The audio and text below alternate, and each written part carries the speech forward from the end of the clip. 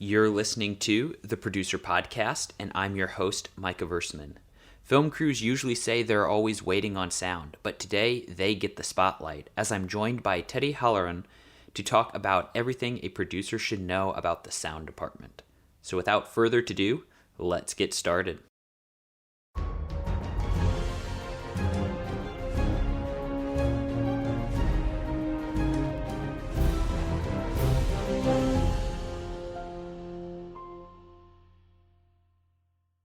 For like the listeners out there, maybe take a few minutes to kind of just introduce yourself, how you got started in the industry and, wound up doing sound and all that. So my name is Teddy Hallaron. I'm a sound mixer / a couple of other things, but we're not talking about those. So we'll concentrate on sound mixing. But I believe we're talking how to interface with producers. Yes. In this also, and just to let everybody know, I have produced also. I produced several films, so I can look through that lens, so to speak, and it's very, very helpful for me. Of course, there's all different levels. It's like when people used to ask me to do a budget, I said, well, are we building a lean-to or a mansion? There's any and everything in between. You can go shoot a movie on your phone and, with your friends on weekends and call it a movie, and sometimes it could work. And then, you can go make a Marvel movie. That's going to be they're both movies, but they're certainly all over the map. Yes. Anyway, getting started in this, I actually started off in oil exploration. My first career was working as a geotech for an oil company in Houston. And was in that 5-6 years, and then got married in the interim. And then they wanted me to go back and finish my degree and be full-fledged at the company. I didn't want to do 5 years in night school, so we decided I was going to go back to Texas A&M and finish there, where I had most of my hours. Still in geosciences. And we went back so I'm approaching late 20s, probably 27, 28 years old at this time. And got back there, and I think the first semester I was back, there was a drop. This is 87. The oil business went kaput, and they laid off 40% of the company I was with and adopted a no hire back policy. So it's like, well, that just went away. Mm-hmm. So I'm in school, and I kind of shifted my focus. And I had a professor in the geography department that allowed me to take some grad courses in geographic documentary making. And so I was already a musician. I was already a photographer, sort of an artist, if you will, and had been in bands. So it was an interesting mix of all those eclectic things, putting them together. So I took this class, and at the time we were doing 3/4 inch. That's all there was. This is 87 now for you folks that are living in the brave new world. So the options were limited, but it was semi-pro to professional gear at the time, and we learned how to use the equipment and do the editing ourselves. And of course, I already had a bit of a background in sound. I actually had some microphones that were better than they were using, and ended up doing, like, I think 4 projects. I did the class project, and I ended up using it for some senior projects, and I actually did a special courses project for that professor, and really got the bug. So when I graduated, instead of going back into geology, talked to the wife, and she had a friend in the business in Houston who knew one of the larger lighting guys here in town, and said, what the heck, let's give this a try. I really like it, and we'll see if this works. So that's sort of my entree into the business. I didn't even know this existed as a business till I'm 30 years old. So for you people wanting to start over, this was actually a second career for me. Mm-hmm. I've been in it quite a while now. I'm in my 60s now, and but I was about 30 when I started in here. And just to give you some encouragement, let me see, at 30, I think I was 34, I'd already produced my first movie and we showed it at the Cannes Film Festival. So Oh, wow. if that's any encouragement for you guys out there, the movie I produced was actually the first movie I worked on. I had done lots of video and corporate and some film work, but only as crew member. But I remember working on my first 16 millimeter film going, wow, we're actually shooting film. This is amazing. Because everything was just switching from 3/4 to Betacam back in 80, 87, 88. Okay. And actually, it wasn't even Betacam yet. Those were cabled recorders. You didn't even wear the recorder on you. It was a separate unit.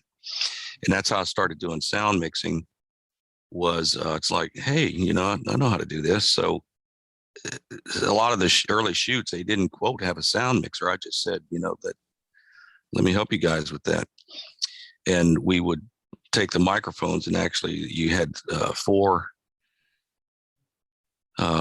inputs that you could mix down to PCM tracks. And I would monitor and be in control of that. It was simply just volume monitoring and mic placement at that time. That's how I kind of got my start at doing that. And so in the early days when we were mixing, it was typically to a video recorder or a camera. And you would end up with something like a Shure FP33. I think that was a 3-channel mixer to 2 outputs. And you would just be taking whatever microphones and mixing that down to 2 tracks onto the camera. So that was a lot of my very early mixing. And then a couple of my earliest movies that I was mixing were actually done on a Nagra 4.2. That's a reel-to-reel machine. I worked on the 5-inch reels would only give you a 15-minute load. So you kind of had to calculate when you got down to the end of the reel if you could finish the scene or not. You didn't ever want to do a rollout in the middle of the scene because that would break, the camera's their stride and you upset the actors and all of that. So that was right. That was kind of not great. But the 4.2 was actually a monaural machine. It was 2 inputs in, but just a single track. So when you were mixing, you were actually mixing. So, if you didn't want to have phase problems between a wireless mic, which were very rare back then, and your boom, a lot of it was boom work. And of course, if you go back before me, you're looking at all your the famous movies you grew up with. That was all boom. There were no lavalier mics. Some of the early stuff, even going back to Andy Griffith and things like that, you had some lavalier work, but they were hardwired, and you had to hide them, and it was only very limited, that you could use those. So we've grown a lot in a very short span. Technically, a lot more options, and I don't pine away for the old days. I like what we're doing now. So anyway, that's sort of a convoluted trail, but it's switching from oil to sound in sort of a leap of faith. But the big takeaway from there, it's never too late to start if you really want to do it, and you have the go to do it, and you have a wife that'll get behind you. And I did start. Well, no, I had my first kid, my son Ferrick. We had right at the end of when I was in school, so he was actually a baby when we got into this, which is even more challenging. I bet. And just let people know he's now a bona fide world-class mixer on his own. He just got finished doing Top Chef and Winter House for Bravo, and he's worked with Anthony Bourdain, bunch of big shows. So he's a mixer also. I tried to warn him, but no. He started out actually booming for me. He even as a teenager, he must have been around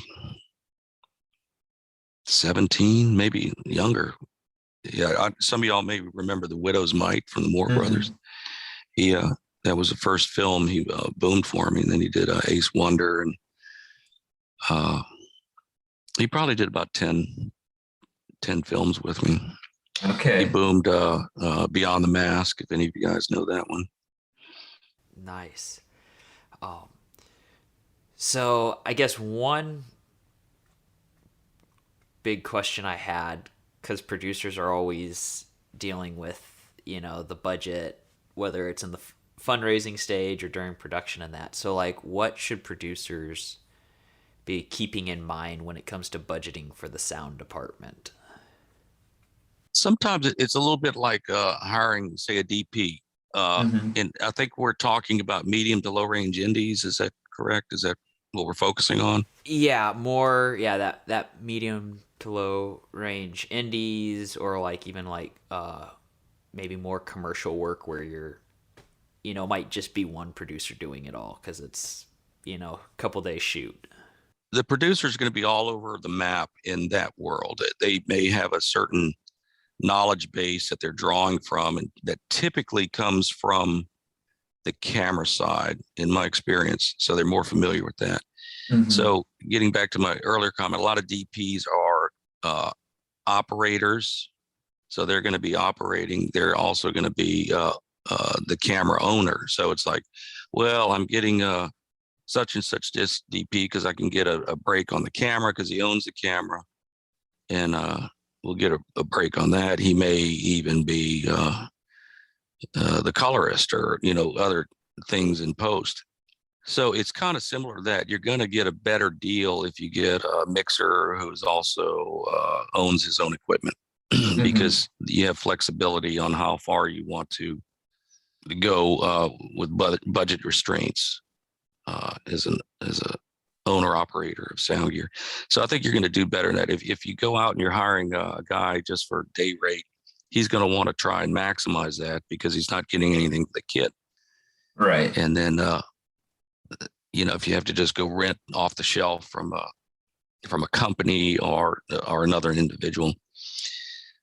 Also, when you own the stuff as a sound mixer, you're going to make it your own. There's going to be a lot of tweaks. I would hate for somebody to have to sit down and just jump into my cart because there's a lot of idiosyncrasies to the signal flow and the workarounds and all of that. So uh, it's not just like it's all industry standard gear, but sometimes the way you have things wired up and such are a little bit specialized. Uh, so that's a big thing is maybe look for somebody who has gear. You're going to get a better deal because they can give you a little bit on day rate and a little bit on the kit, and you'll come out better on the budget that way. Understand too that sound is the other side of your picture. A lot of Hmm. times when I'm talking to people who are being silly about it and really underestimating, I said, this is one of them there talkie pictures, isn't it? You know, meaning that you do get that, sound is important. This isn't the silent era anymore. So, and also a big thing with mixers, be careful hiring somebody who you think is quote good enough. Okay. You've heard the experience, good enough is good enough. Well, there's a whole gamut of quote mixers in different uh, parts of this business. You have people who mix for news. I've done a lot of what we call satellite hits where we're out and you're interviewing, the guy at the hurricane and he's talking into the camera and that's all tied into the satellite. And that's a different, as long as the needles are moving, basically you're getting good sound. Uh, so there's all kind of noise, all kind of junk. It could be crowds, it could be whatever. As long as you can kind of hear the person giving the report over the other noise, we're calling that good. Then you have corporate, which is you're dealing with people in an office or on a small stage, and you're not paying attention to noises or maybe the best microphone technique, or maybe your lavaliers are always on the outside of the clothing. You're not dealing with you have somebody who's never dealt with hidden mics. Hmm. Uh, so be careful who you're hiring. Just because you say you're a sound mixer and you have some experience doing some kind of sound doesn't mean you're the best fit for narrative work where you have people moving around inside of a scene where you're having to deal with lighting and multiple talent on camera. that have to be picked up at the same time. They're in the scene together. So you don't just have a CEO sitting down in a chair talking to a teleprompter. That's a different world. It's similar. We use a lot of the same equipment, but the technique is different. So evaluate it as a producer from that perspective. Just because a guy says, "Oh, I do sound at my church. I'm the front of house guy. I mix the band." Okay, well, you may understand signal flow. You may understand gain structure. You may understand the basics of how microphones work, both hard and wireless, but that may not equate to good technique on a film set. I'm not saying it can't happen. I mean, that's where I came from. I came from mixing bands and that sort of thing. But I brought gain structure, signal flow, use of proper microphones, all that came with me. And then you just hone that skill and develop it for, as you go. So I'm not saying don't turn it down, but be knowledgeable about what you're getting yourself into and what are the upsides and the downsides of that. I have a movie coming up I'm getting ready to do where it's a very low budget movie, and I couldn't even bring in one of my boom operators. Even I have a kind of a roster of guys I use from high to low, and they're all good. So I'm not going to use anybody that I'm questionable about. But in this particular film, it said, well, the guy teaches at a school. He said, we're going to use interns. So they're bringing an intern in to do boom. And it's like, because, you tell people, the other side of my sound is the boom. I mean, you can be the best mixer in the world if the boom operator's pointing it in the wrong direction or just not paying attention or not really fighting to get in there, it's not going to sound good. I mean, that's just the reality of it. So, and here's another thing. I know a lot of guys, especially on the low end, will hire we'll call a one-man band. It's a guy with a bag mixer, puts it over his shoulder. He's got 4 wirelesses, maybe wireless lavs and a hardwired boom. And it's like, okay, you're our guy. And, it's just hard to do a movie that way correctly. So I personally just say no. I tell people I don't do that. That's okay for reality, for documentary work, other stuff. And I have done that, one-man band for those types of things. But as a movie, I need to be paying attention to what I'm doing. The mixer is not just back there drinking coffee, looking at his phone and wondering what's going on and taking naps. Although I've been accused of such. There's a lot going on back there. And in my system, I'm in constant communication with the boom operators. I use video monitors. I have wireless video that's hooked up to the video village. So I see both cameras all the time, constantly talking to my boom ops. I'm typically in another room. So many of the times I'm not anywhere near the set just because of the physical problems with being in a small room or that. So I have a whole collection of photographs of me mixing in bathrooms, sitting on a toilet. The toilet is not active; it's just a place to sit. But it was the only place they could fit me, so I have like a little photo collection. So for films, I have to be talking to my boom operator. Making minor tweaks during the scene. I'll be able to let him know if he's too low or getting close to the frame line.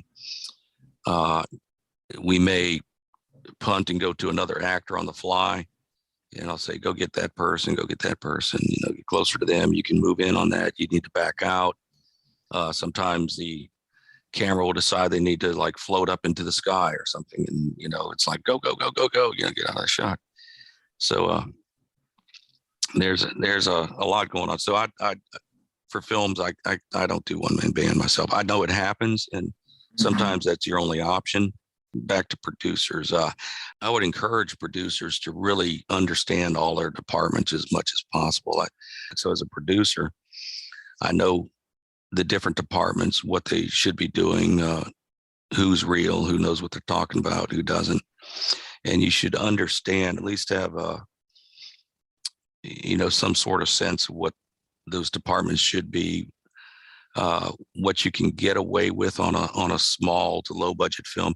This is especially important on super low budgets, is you got to know where that cutoff is, because you can have way too many people and then you can have just understaffed. Both of those will make you move slow and spend money. If you're understaffed and say you go into it and you go, well, the DP can be the crypt department too, and the lighting department. So you got one guy. Well, who's supposed to carry the sandbags and set up the C stands and do the cutters and put stuff in front of the lights and carry the lights? And well, if you're doing all of that, who's paying attention to setting up the shot? And you just, it's inefficient. So if you're going super low budget, at least get some people interested in getting in the business, some intern types, and some guys who are interested in heading that direction, and you can train them to a certain degree. By the end of the movie, they're moving pretty good. Same thing with sound. I've had a lot of good luck bringing up young guys who didn't have a lot of boom experience, but they were interested in moving into that department, into that world.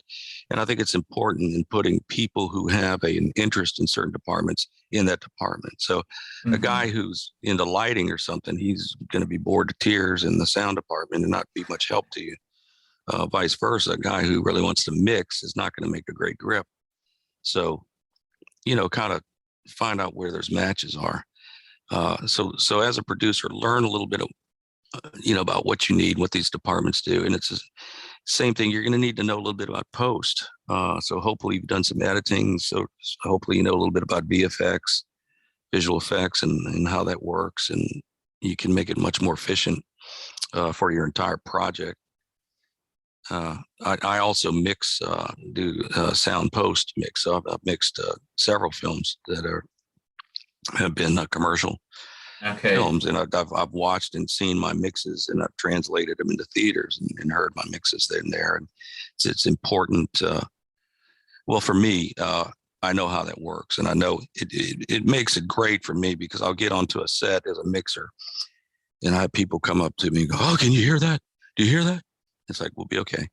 And they don't understand that I know that can be really easily fixed in post with a lot of the tools. Think of it with the tools we have in color and stuff in the camera department. It's like, there's so many things you can do post-wise.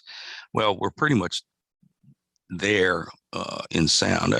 So what we try to do is not marry what I call problems to the track. So if you have a refrigerator in the room, well, and you're doing close-up dialogue in that room, well, by golly, try and turn the refrigerator off. Always put a sign or get with the ADs or anybody responsible on the set and let them know locations or people, and let them know that you're turning the fridge off. You need to coordinate that with whoever. If it's a super small show, it may just be you that knows about it. Yeah. So one of the old time tricks is you put your car keys in the refrigerator. So that way, when you drive off at the end of the night, you're not leaving somebody with a freezer full of dead meat or something. You can't drive away if your keys are in the refrigerator. So you remember to turn the fridge on. That's a little aside, but mentioning post sound, that was one question I had, was like, is it helpful for your post sound people to be in touch with like your on location sound mixer and that prior to filming, or is that not really needed? With me, I try to make it a requirement.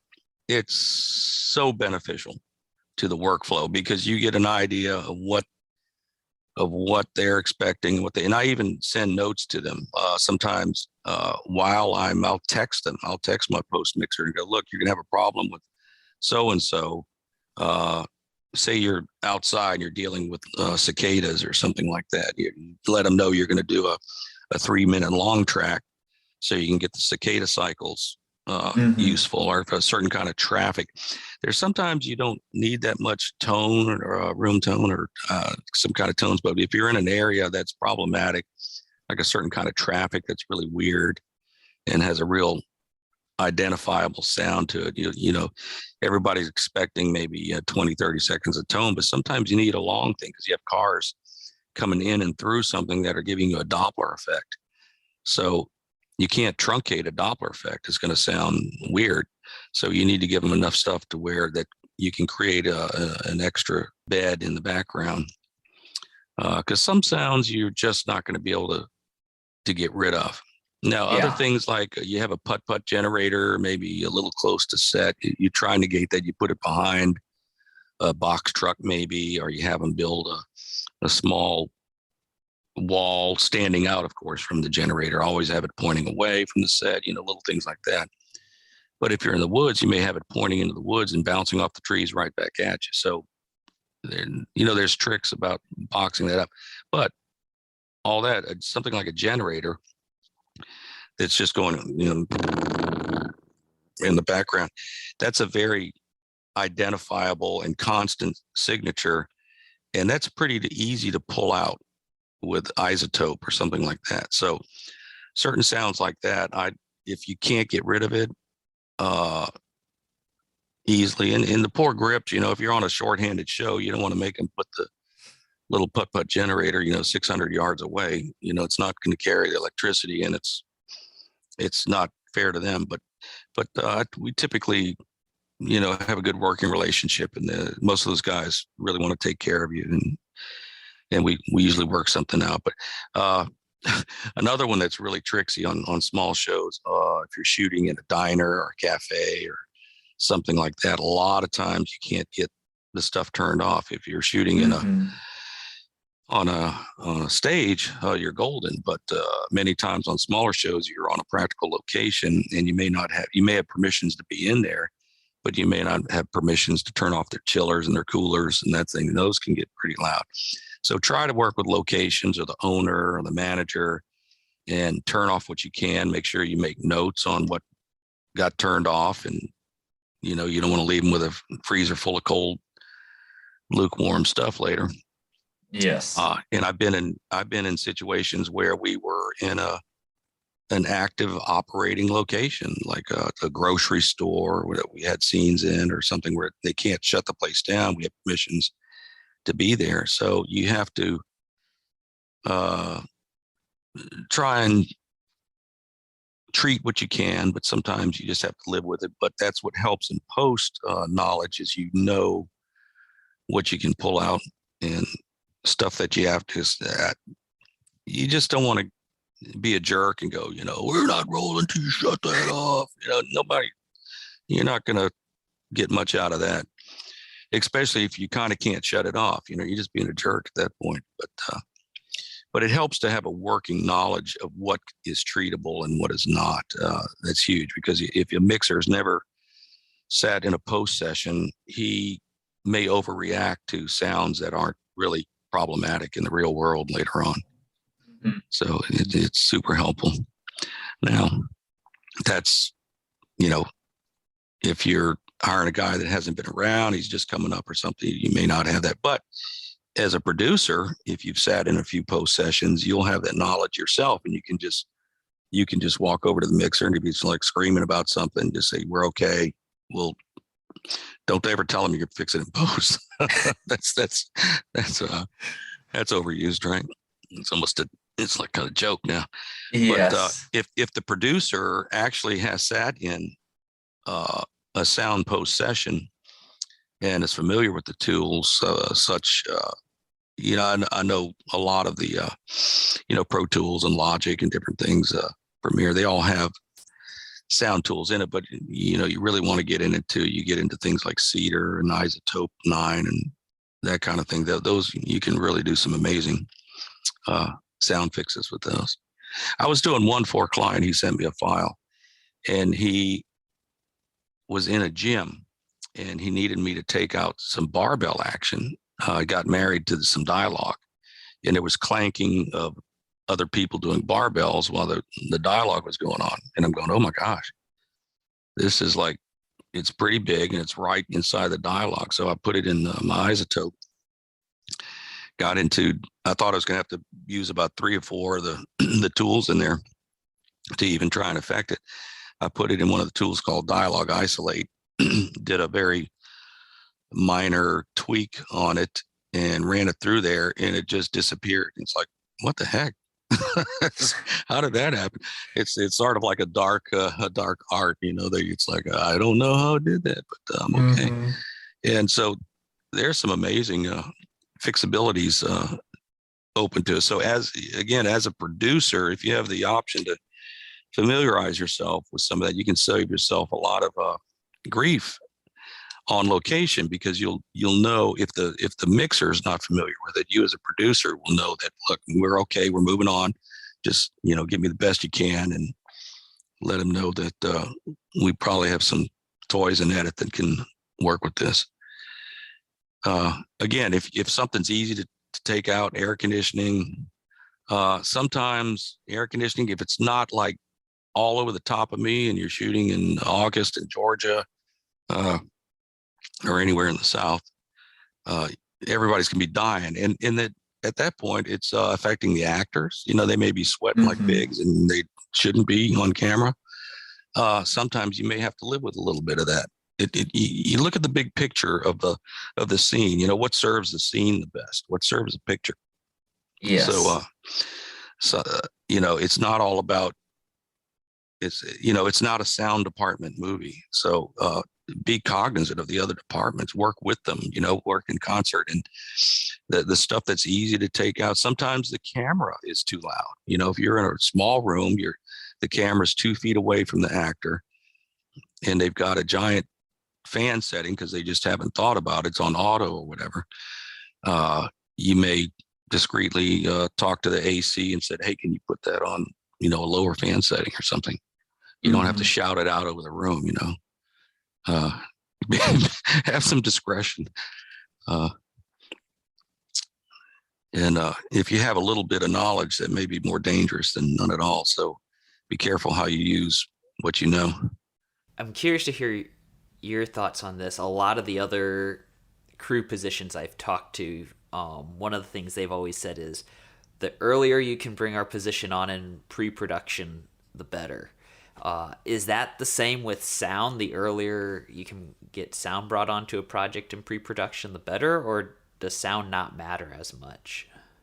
I wouldn't say it does not matter is the term you want to use. It's just not as important to bring them in early. It's very important to get a script to the mixer, because he should go through it. And I'm talking to the mixers here. You need to get that script. You need to go through it and see if there's any special issues. Are we doing car work?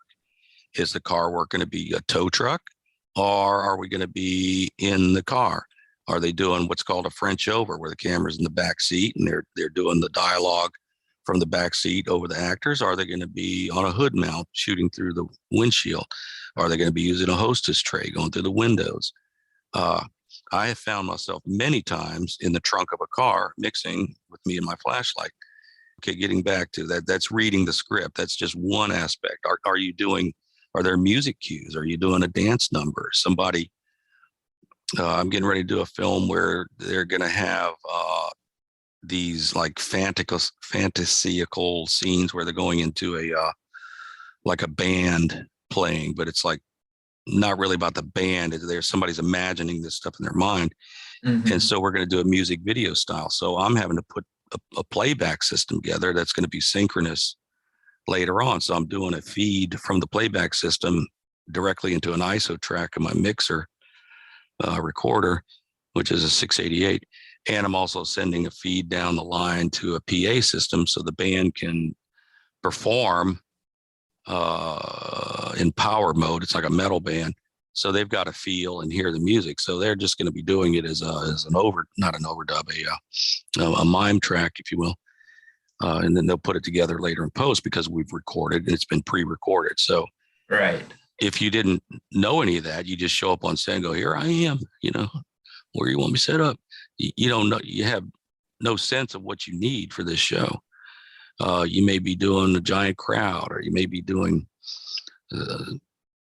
something weird where,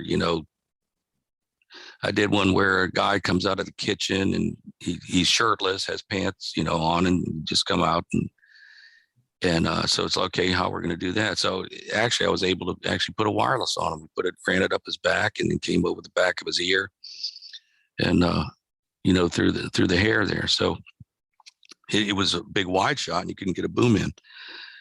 So you have to know those things are coming. So get the script to the mix early. Now, the other thing that I try to do also is, even a medium show will be able to bring you in a couple of days early. So what you want to do is be there for the read, the table read, is where all the keys sit down, and we talk and go through the whole script and see if anybody has issues. And that way you get to interface with the other departments. If you need to talk to the grip department about setting up a special rig for you, or if there's a sound issue in a particular location that's problematic, you can work out those details with the other keys.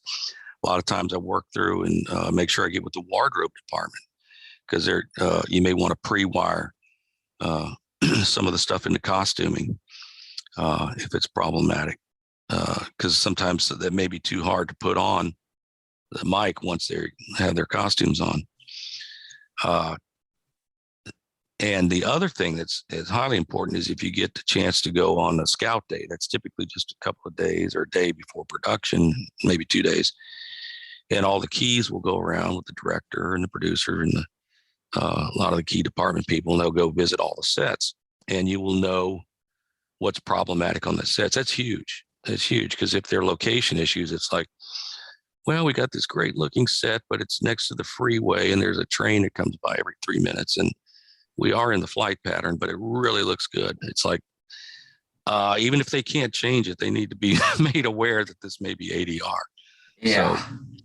So, did a movie last year where had a very important emotional scene, and these guys were literally 10 feet from a busy highway. And we were trying to do gaps in the traffic, but there just really weren't any. It's like, okay. And in that sense, I try and maximize my lavalier mix. A lot of times the lavaliers are kind of secondary. They're just there to catch something. I'm a very boom centric guy. I try and get whatever I can as the hero sound on the boom. Sometimes you just can't do it. So these guys were isolated quite a bit, and I think they were able to make something out of it without getting into ADR. So sometimes you just can't do it. The location is the location, and that's what it is. So that going on these scouts is very, very important. You can see what you're. And the other thing on a scout, of course, I'm cart based. It's not a huge cart. It's a mag liner in the upright configuration, like you were gonna carry a refrigerator around it. But I have two 19-inch rack cases on that, so it's got a fairly small profile. But are we going down the side of a mountain? Well, we're gonna have to rethink this, or is it 300 yards into the woods, or so. Being on these locations, you see that in the script, and you can ask yourself, make a note, how is this going to be? And the other time you'll find something in the script that looks like it's totally out in the boonies and crazy. And you'll go, oh, no. We're only 30 feet away from that on a little trail, and you can put your cart right here and, be good to go. So even though in the script, it may look like it's impossible, or we're on a train and the train's moving. Well, later, you talk to production, and that's a green screen, and they're just going to be, rocking something, or so the train's not moving. So if it is a moving train, you need to account for that. You can't get your cart on it, but if the train's not moving, you put your cart outside and just run stuff into the train. So you learn all those things from reading the script and going on the scouts. And in my kit, I have a full cart system with I'm set for, I can do up to 10 lavaliers and 2 wireless booms. Everything's wireless on my cart. And so I like to do as much as I can off of that. But I also have a Sound Devices 664 in a bag, in a run bag configuration. So if I am in the trunk of a car, it's going to be hard to get my cart in there. Or if we do I call it chasing monsters in the woods. If you're on an ATV or a four-wheeler side by side and you're following somebody on a motorcycle, or Bigfoot's in the woods, and you can't get your cart in there. You're in motion. Mm-hmm. So or if you're doing say a tow rig on a car, you're typically on the tow truck, and you're bringing everything into your mix through that. So, but you wouldn't know that if you don't read it. But bringing them in super early, is some of the other departments, no, not necessary. You just need to get that script, make your notes, you can start asking questions early, the DP, the locations people, that sort of thing. The AD is your best friend. He'll know the answers to all of those questions. You don't want to pester the director, but take that stuff to the AD. Now, if you don't have an AD, and I've been on shows that are so small we didn't have an AD, well, then everybody's kind of making it up as they go along. And I find those type of shoots in the weirdest sort of masochistic way. I enjoy some of those because there's a very esprit de corps. Everybody's working together, to get over the finish line. Yeah. And as long as you're not working 22 hours a day and being stupid, those can be kind of fun. I don't like to do those. I don't like to do them that much anymore, but it was a great learning experience. And there's usually a very healthy attitude on those sets. If you're on an unhealthy set attitude on one of those, just maybe invite yourself to leave and go do something else, because that won't be good for you. That's for sure. So I was curious to hear your thoughts, because one of the things it seems like more and more movies and TV shows nowadays are doing are really cool long one-shot scenes. So like obviously there's a lot of pieces that the AD, the producer, all of them are working to pull those off, but like what are some things they need to be thinking about from sound's perspective? Okay, what they need to be thinking about is that they don't need to think about sound. The last thing you want to worry about as a producer, DP, any other department is sound's needs on that. So just be aware that you're going to be the redheaded stepchild on that particular scene.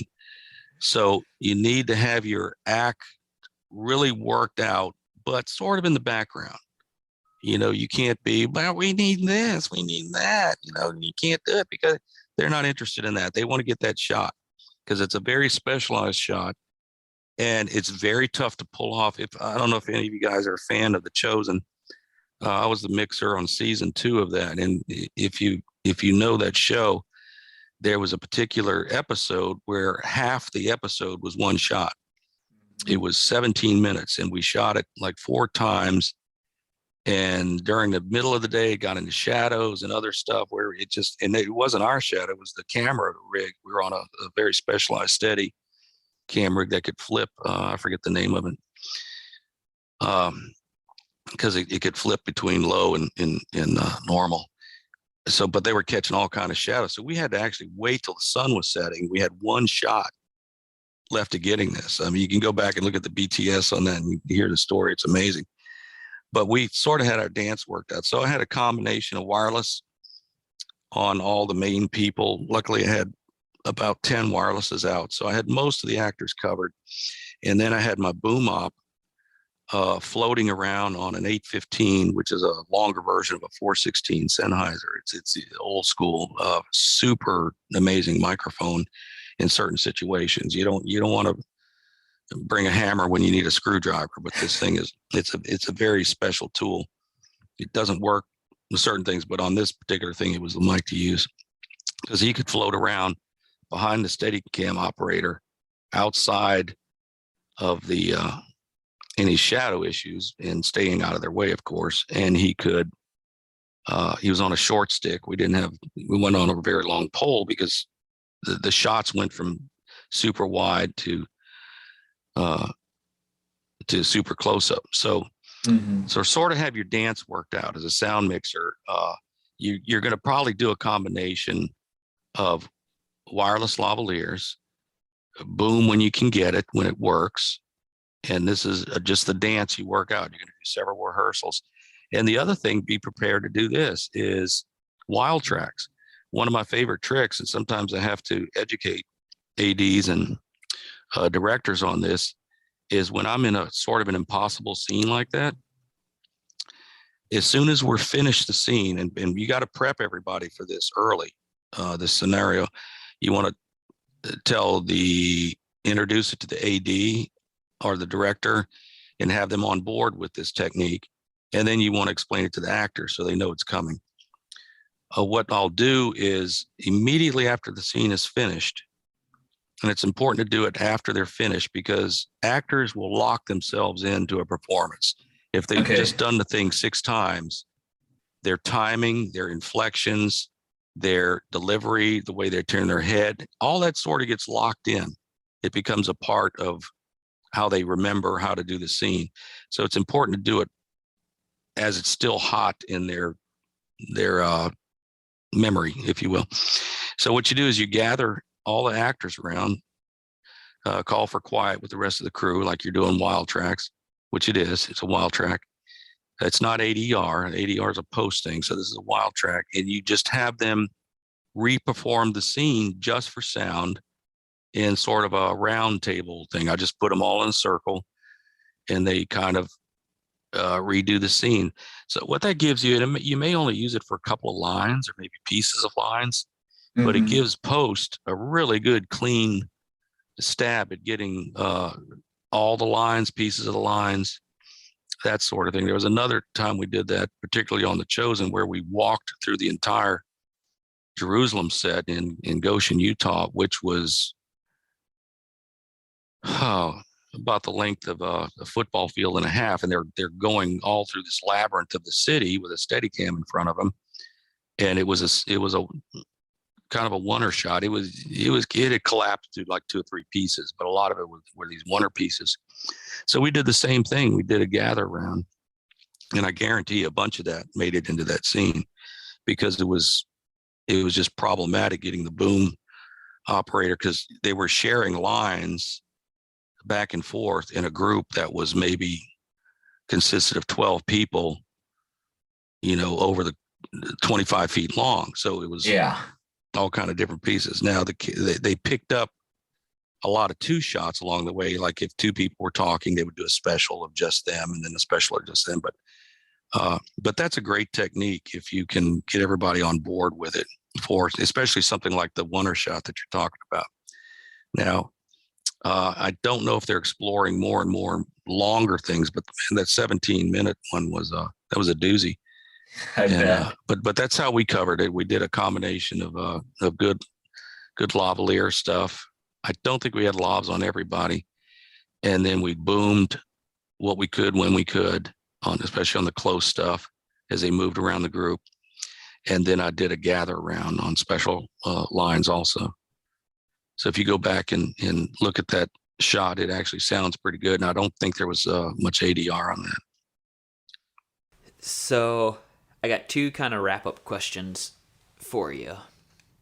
And the first one is, have you found that there are either common mistakes or misconceptions that you see producers having when dealing with sound on a film? Yeah, I would say the most common thing, and this is again on super low to low budget thing, would be thinking that you can get away with hiring a one-man band, a guy with a bag who's going to do everything. You'll get sound, but you're really compromising your production when you do that. So be wary of that. Get a team, get a guy who, you don't have to have a full big cart like me. I mean, you could have a guy and he, puts it on a fold out table and sits in a chair, but that's his job, is paying attention to the mix and what's he's hearing. And hopefully he has a system where he can talk to his boomer on some kind of a duplex communication system. But have a boom operator, have a mixer. Don't try and pull it off with, you got a buddy who once saw somebody do some sound, so he's going to be your mixer. It's danger. And, try and work it into your budget. Don't think of it as, something you can quote, get away with in your budget. you get what you pay for. Hire somebody with Yes. some experience, trying to allot for that in the budget. I see so many times a lot of producers again are camera centric, so all the money goes into a camera package and somebody who can kind of operate it. So we gotta have a red on this thing. I mean, man, there's been many movies shot on stuff less than reds that look great. The audience is not going to know. I tell you, most people don't even know how to set up their televisions correctly. So but don't get me started on that one. Everybody's watching movies in 30 frames. It's like, but account for that in your budget to get somebody who actually knows what they're doing.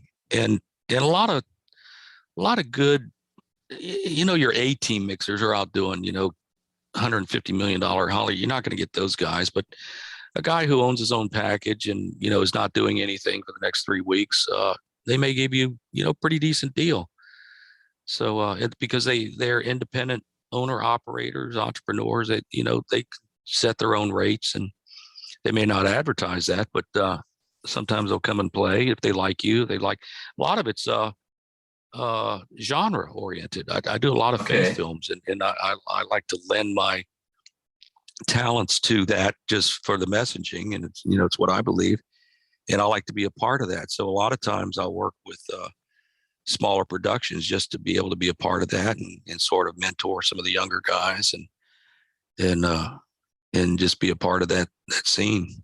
So there's always anomalies that don't try to get away with something, but account for that in your budgeting. Just don't make it all about camera and maybe lighting. Certainly those things are hyper important. Nobody wants to watch a nasty looking picture that's shot by monkeys or something, but that's not going to work. But at the same time, you don't want inexperience on your sound side, because that'll be so readily apparent to your final audience. If it doesn't sound good, that's going to really take away from the experience. You may have a hard time even getting it distributed or out to festivals. Think about that. If you're just trying to qualify for festivals, if your sound is awful, you're really shooting yourself in the foot there. And so just because you don't have the money you wish you did, don't sell yourself short. You still may have some avenues to talk to people who know what they're doing. Don't just think you have to settle. So my final question, and this could be sound specific, but it doesn't have to be. But what would be one piece of advice you would give producers about running a good set? I'm going to give you several. Don't be a jerk. One of my sayings is this work is way too hard not to have fun doing it. Okay. If you want to just work hard and not have fun, there's plenty of places to do that. But most people on a set are really into what they're doing. So let's get this thing done. Let's work together. Let's not be whiners. Let's not don't be stupid on purpose. Let's everybody wants a good product. We're not here to make junk. So as a producer, be aware that people take care of your crew. A little bit goes a long way. Stuff like food concerns and hours. That's a big thing. You can't expect people to work at no to low budgets and be putting in 17 hours days. That's just going to frustrate everyone. There's a diminishing returns. You're not going to get anything out of it. That you've worn the actors out, you've worn the crew out. It's unsafe to get home. Plan your day. Just as a producer, when I produce things, I always try to over budget as much as I can. And one thing I do insist on over budgeting is my schedule. Okay. If you think you can get it done in 10 days, that's not how I'm going to do it. I've seen on so many movies where, we're going to put, there's going to be a dolly track shot. We're going to lay some track. We're going to get the little doorway dolly out and do this. And we have a jib on this shot. And you get towards the end of the scene, at the end of the day, it's like, put the jib. We don't have time. We're just going to shoot the words on the page. That's all we can get. Well, now you've taken all the cinema out of it. Are you making a movie? Are you shooting, just people talking in ones and two shots? Yes. Who wants to see that? You're trying to tell the movie, the story with a camera. You need to know the language of film. You need to know that's the cinema aspects of this are important. So leave yourself enough room to get those things. Be able to tell, I worked on a film recently. We shot it in 15 days and we put in, I can't tell you how many 8-hour days. It was like, how are we getting this done? But the director was super focused, knew what he wanted. We weren't spending a lot of time on stupid stuff. Everything was pre-planned. It costs no money to do pre-planning. Yes. Spend your no money there, not on people who deserve a little bit. So be smart. Plan, then shoot. Over budget your schedule just for the days you think if you plan it down on the wire, you're going to be missing days. Then now you're having to come back and we can't get that actor and we got a different crew. We can only you get in all those kind of problems. So be smart about it. Sounds good. Well, thank you very much, Teddy, for coming on and talking about the whole aspect of sound and producing. Until next time, make sure to subscribe to the Producer Podcast, and thanks for listening.